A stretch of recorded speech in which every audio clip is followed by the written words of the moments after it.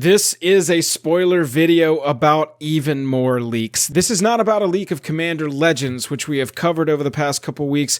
No, this is a leak about a set that we might see after next year. Some very internet-savvy people have put together lots of information, and we've got a story to tell you about a plane that we might be revisiting in 2022. Go get yourself some popcorn and put on your hot pants, because the video starts right now.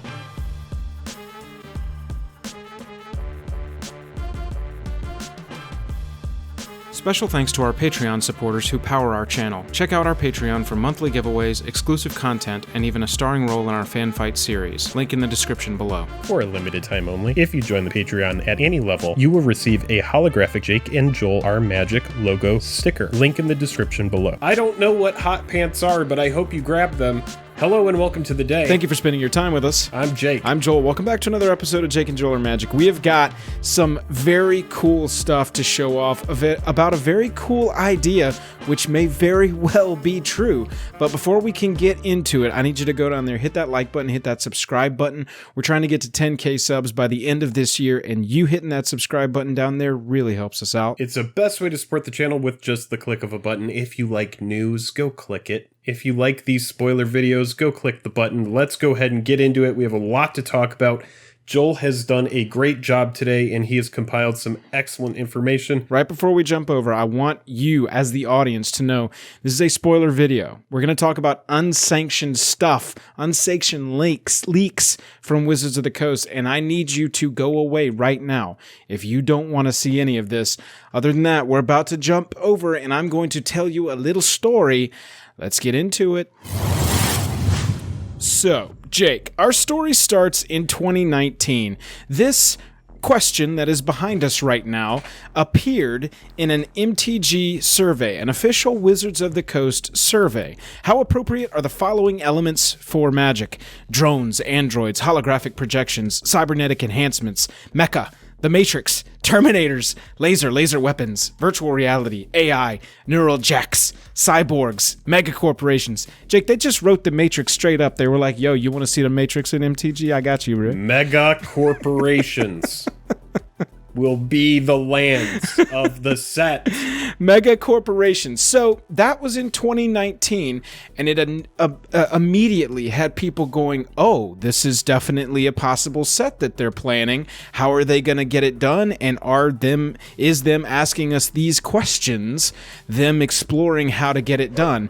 Fast forward to August of this year. If you said not appropriate to all, I want to hear from you. Put it in the comments. I would love to hear if you said not appropriate at all to all of these. I want to hear specifically from you in the comments, and I want you to break it down. Let us know how you feel about it. You know, if you want to go ahead and do the list and just put your answers to these, I would love to go through that. I would love to go through that data and just see what you guys think. That would be great. Yeah. Anyway, sorry, Joel. I didn't. No. That's a great instinct. I want to know from y'all as well. He's the Sherpa on this, but I'm just like the guy who's kind of like there. I paid for this nice tour, and I'm just like, hey, are you doing this? And he's like, hey, it's a brand new tour.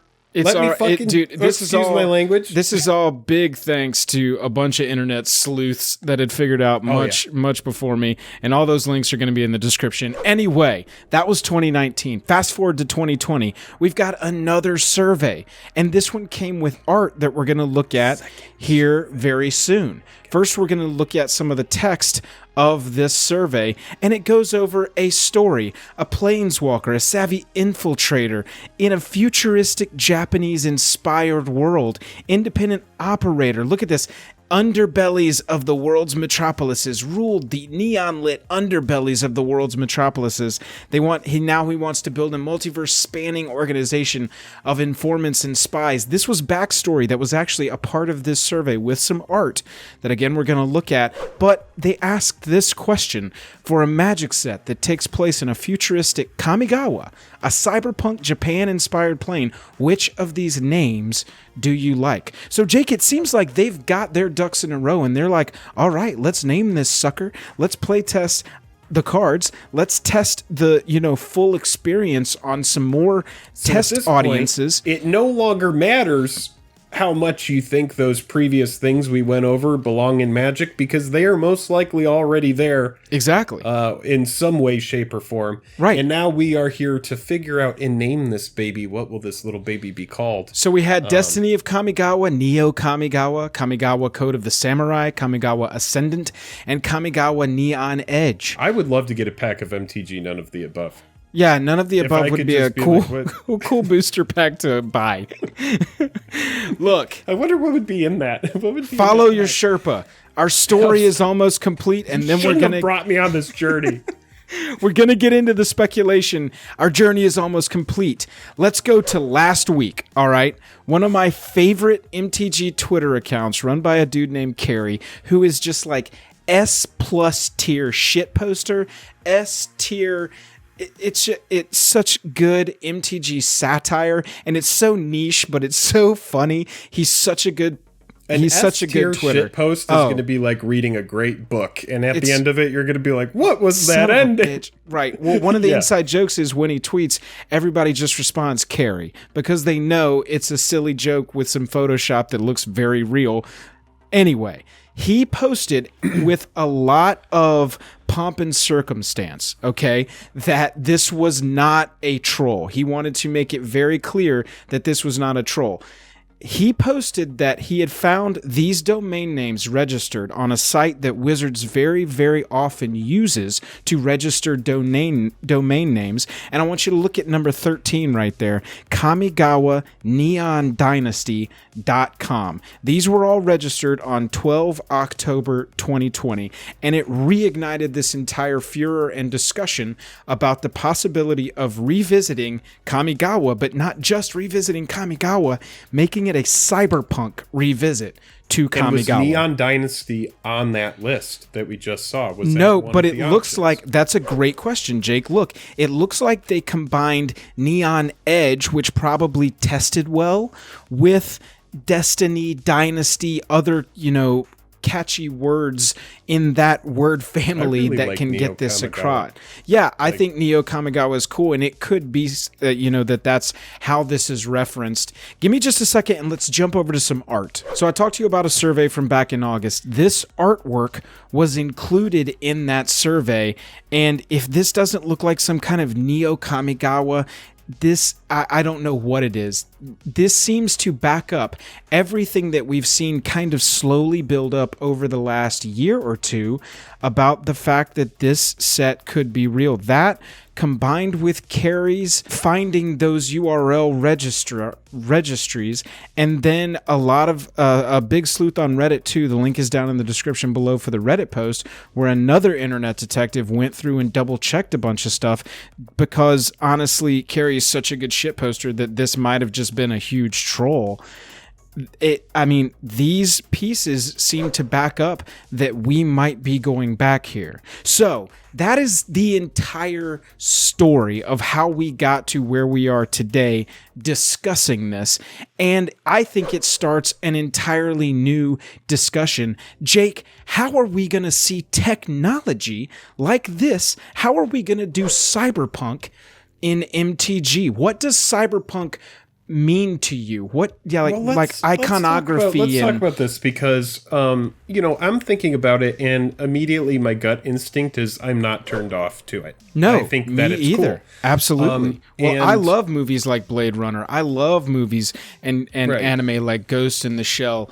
This is a big part of what I like in pop culture, and so if they can go to this thematic realm and do it well, I am super, super in favor of it. Let's talk about what Magic the Gathering is, and let's reference something like Plane Chase, which is you're constantly going to these different planes. It is a multiverse. I get that it was kind of founded in these high fantasy kind of roots. If there is a plane of just monsters, there would have to be a plane that is, high technology. We see all of these fancy buildings in so many of Magic card art. When you look at Kaladesh, which is like very steampunk, there's a lot of technology going on in that set as well. It's like more acceptable because steampunk is somehow more fantasy. Well, and think about it from this way too. Kaladesh. I see this as as completely acceptable. Instead of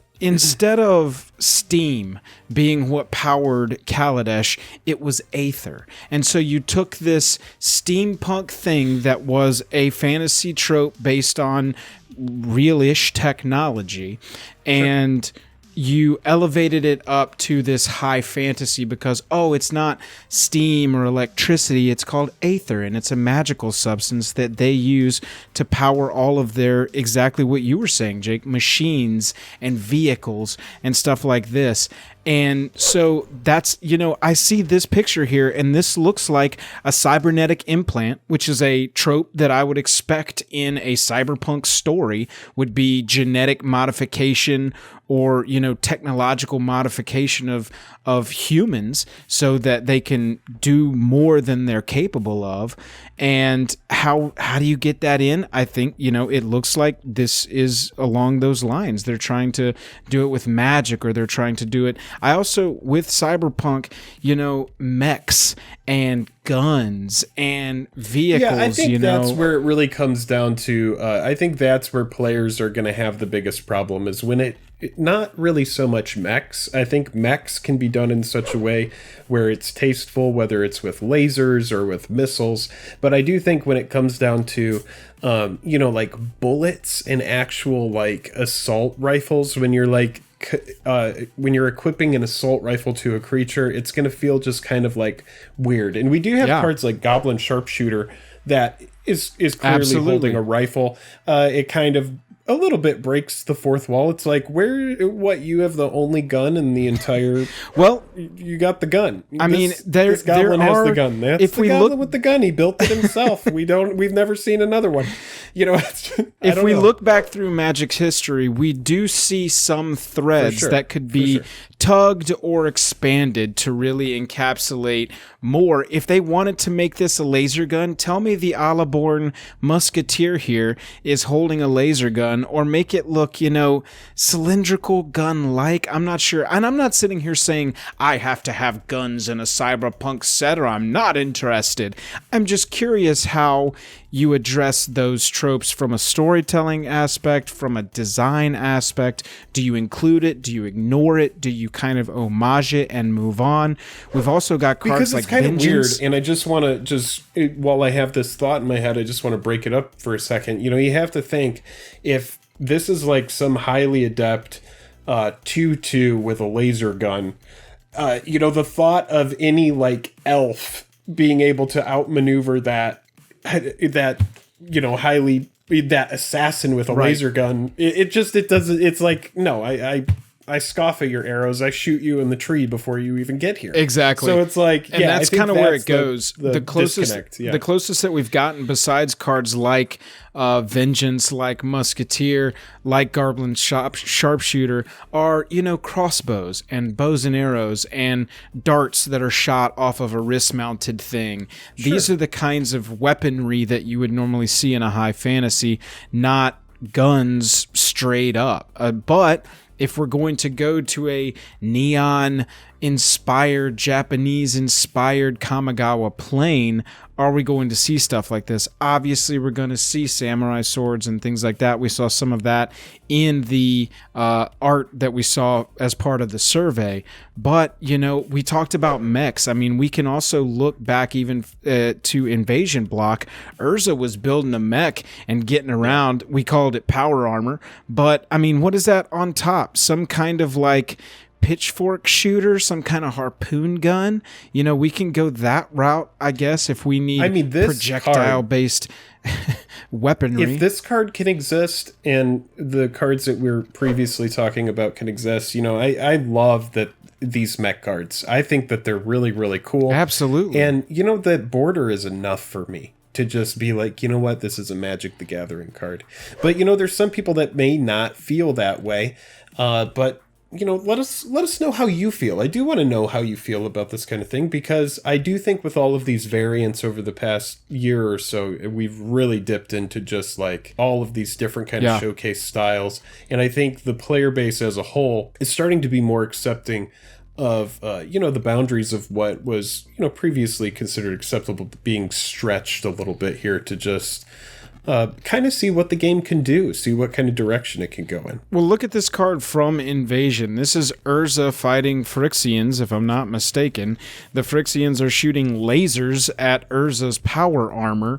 You know, I mean, it's not like it's never been done before. I'm showing you all these cards from Invasion specifically because I want you to see, and I want everyone to see, how much that mech that Urza created was in the art of Invasion, how big a part of that set this robot armor this robot mechanized armor was. And look, I'll tell you, I'm biased. My very first video game that made the biggest impact on me was MechWarrior 3. And so I know that I'm coming into this going, oh my god, I definitely want some kind of human to pilot a mech, and that's going to be what I send to attack.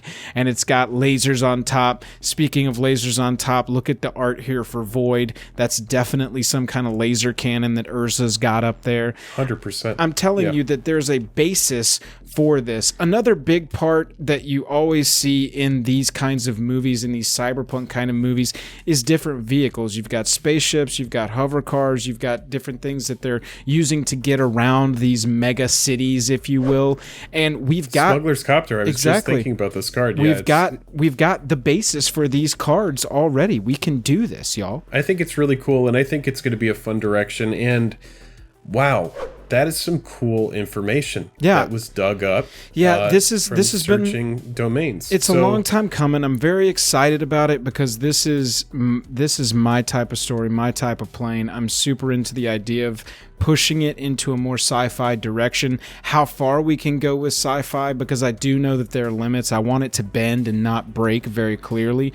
But when I go start looking through and find things like Fleet Wheel Cruiser, if that doesn't look like some kind of steampunk car of the future, and all you have to do is be like, oh, it's Aether. This, instead of Aether, it's called Kather, because we're on Kamigawa, and that's what powers all of our technology. It's not electricity. What are you talking about? Those are Kather lasers that they're shooting.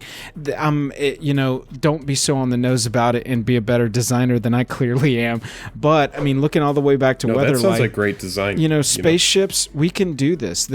We've got this. This is part of what's going on already. We can trace these threads. Yes, nothing electrical exists on that ship. It's all wooden knobs and exactly. Very steampunk, very, very high fantasy. But what I'm saying is that the foundation exists for this to be a real thing. I'm excited about it, and I'm excited about this information that you've compiled. Like I said, let us know what you think about this. Leave it in the comments. This is a ways off. We've already seen the 2021 schedule, so we know that this is not part of that. That's what we know so far about the possibility of a set coming out called Neon Dynasty. Kamigawa. Let's close the book. Thanks, everyone. Like I said, this is unsanctioned information. This may turn out to not be true. This may turn out to be a crazy level troll. And I already said on Twitter that I would eat my words if it ended up being some dope troll that I fell for. But it is a very cool idea. The first time I heard it, I got excited, and I wanted to share the information with y'all. Like Jake said, let us know if you think that we could see a cyberpunk set in MTG and what they would have to do to make that work. Other than that, if you want to support us, check us out on Patreon. Any level gets you into the Discord. Right now we have this promotion going on where if you join at any level, you're going to get a holographic Jake and Joel sticker. It might be a good fit for you. Hit that subscribe button and help us get to our 10K goal. We'd really appreciate it. Other than that, tapped out. We'll catch you later. See you on the flippity.